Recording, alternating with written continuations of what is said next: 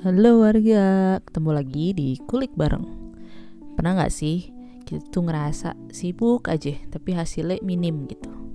Atau kita yang ngerasa terjebak dalam suatu rutinitas yang kayaknya kita udah ngelakuin banyak hal, tapi kenapa rasanya gak ada yang bener-bener bermakna gitu? Nah, kalau iya, mungkin kita perlu kudu kenal sama satu konsep yang namanya konsep essentialism dari Greg McKeown. Nah, hari ini nih kita akan bahas gimana caranya hidup rasa itu bakal jadi lebih ringan, lebih fokus, dan lebih bermakna lewat seni memilih yang esensial aja. Jadi essentialism itu sebetulnya bukan cuma soal produktivitas nih.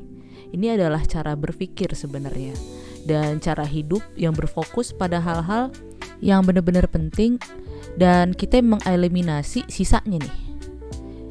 Nah, buku ini tuh bilang kalau essentialism is not about how to get more things done, it's about how to get the right things done. Jadi intinya bukan berseberapa banyak sih pekerjaan yang kita kerjain ya kan. Cuman ini tentang apa aja kerjaan yang kita kerjain. Apakah pekerjaan itu adalah memang hal-hal yang penting dan perlu untuk dikerjain gitu. Intinya bukan sekedar sibuk nih, tapi efektif.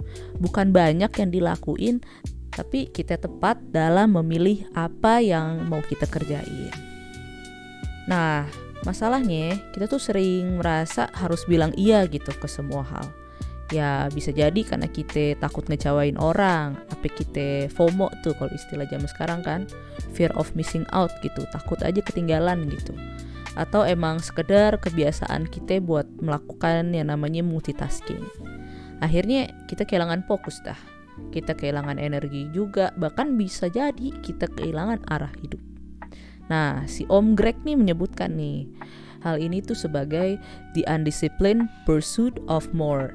Jadi keinginan untuk melakukan segalanya, tapi akhirnya malah gak ada yang maksimal dimanapun. Menurut buku ini, ada nih 3 langkah utama yang bisa kita lakukan untuk mempraktikkan si essentialism ini nih. Yang pertama, kita kudu explore. Kita cari tahu nih apa yang benar-benar penting. Kita bisa nih ajukan pertanyaan kayak, apa sih dampak jangka panjang dari kita ngelakuin hal ini? Apakah hal ini tuh sejalan sama nilai hidup kita, ya kan? Yang kedua, eliminate. Kita juga harus berani bilang tidak.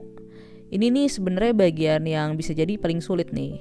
Tapi tanpa kita bilang tidak, kita tuh gak akan bisa. Namanya jaga ruang untuk hal-hal yang benar-benar penting gitu. Si Om Greg juga bilang, if you don't prioritize your life, someone else will. Ya kan? Jadi kita kudu harus memprioritaskan hidup kita. Atau enggak justru malah orang yang akan menentukan apa yang jadi prioritas di hidup kita. Kan gak bisa begitu ya kan. Nah, yang ketiga, execute. Jadi kita kudu bikin sistem agar hal penting bisa dilakukan dengan konsisten dan ringan gitu rasanya. Misalnya kita melakukan rutinitas pagi, kita jadwal blok-blok waktu ya kan. Terus kita istirahat yang cukup juga, dan mungkin kita juga bisa melakukan refleksi mingguan biar kita ngelihat nih, oh di minggu per minggunya tuh kita emang benar-benar bisa melakukan hal-hal yang penting-penting aja atau enggak, atau ada banyak hal yang sebenarnya nggak penting-penting amat tapi tetap kita kerjain. Misalnya kita kerja kantoran ya kan, tapi kita juga bangun bisnis sampingan. Nah, kalau kita kudu terus bilang iye ke semua ajakan nongkrong atau proyek tambahan yang gak relevan nih, kita gak akan punya waktu tuh buat impian kita sendiri. Jadi sebetulnya dengan prinsip essentialism ini kita bisa bilang, mohon maaf banget ini kita lagi fokus dulu nih, mungkin lain kali ya kan. Atau misalnya sebagai orang tua, kita juga bisa fokus ke quality time bersama anak dibanding sibuk ngejar semua kegiatan sosial lah, nongkrong sama teman, reunian, dan lain-lain. Pada intinya sih sebenarnya essentialism itu adalah seni memilih. Bukan soal jadi egois nih, tapi kita soal jadi sadar akan hal-hal yang paling penting buat kita. Sadar juga bahwa kita manusia, waktu dan energi kita tuh terbatas gitu. Dan kita berhak menggunakannya untuk hal-hal yang paling bermakna. Nah, kalau kamu ngerasa hidupmu itu terlalu penuh tapi hampa gitu. Mungkin saatnya kamu menjadi seorang essentialist, ya kan? Coba deh. Nah, terima kasih udah menonton video kali ini. Jangan lupa juga untuk selalu dukung channel ini dengan subscribe, like, comment, dan share video ini ke teman-teman kita sebanyak-banyaknya.